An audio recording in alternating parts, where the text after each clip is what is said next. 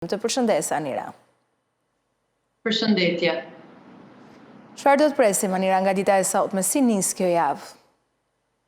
Nis me not të qëndrueshëm, me prezencën e diellit, edhe do të kemi mungesën e reshjeve për sa i takon kësaj jave.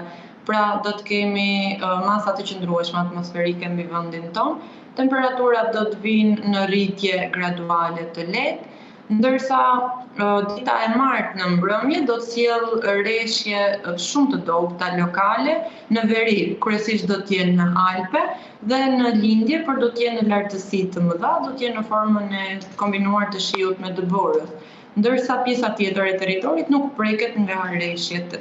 Do të jetë pra një javë me mot të kthjellët dhe me temperatura të cilat do të vinë në rritje. Sa i takon ditës së nesërme, pritet që temperaturat minimale të ajrit në Bregdet të shënojnë 6 gradë dhe maksimale të shkojnë deri në 15, ndërsa në zonat e ulta pritet që temperaturat minimale të ajrit të shënojnë 4 dhe temperaturat maksimale shkojnë deri në 16, dhe në zonat malore pritet që temperatura minimale e ajrit të shënojnë 1 gradë dhe maksimale të shkojnë deri në 13.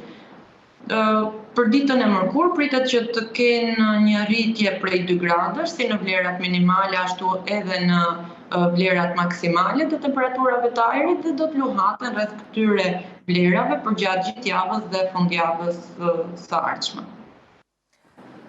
Faleminderit, Anira, për lajmet e mira, sepse sigurisht të gjithë dhe u intereson që të lëm pas këtë mot i cili deri tani ishte me reshje të shumta të shiu që na ka shkaktuar, besoj, edhe disa probleme në rrugë kryesisht, sepse kemi parë që disa prej tyre tashmë janë me probleme, deri diku ka nisur edhe hetimet.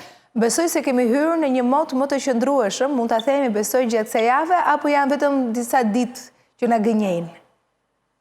Jo, do të jetë java e marsit që do të nisë sërish me mot të kthjellët edhe me temperatura disi më të larta se sa na kanë shoqëruar për gjatë muajit shkurt, ndërkohë që meqense e cekët pak edhe situatën që na ka shoqëruar për gjatë këtyre ditëve, nga dita e sotme edhe situata në lumenjt e Drinit dhe të Bunës, nivelet e tyre do të vinë duke ulur me ndërprerjen sigurisht të reshjeve, pasi deri mbrëmjen e dieshme ato kanë qenë nivelet duke u rritur, ndërkohë që nga dita e sotme, pra nga data 23, fillojnë që të ulen nivelet e lumenjve duke ulur edhe rreziku në zonat në Shkodrës, ku edhe janë prekur nga uji.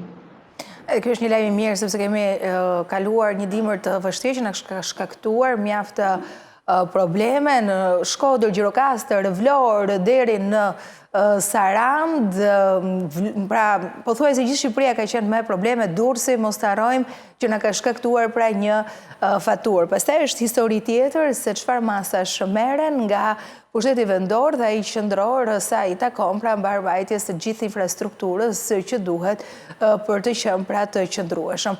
Faleminderit, Anira. Faleminderit juve.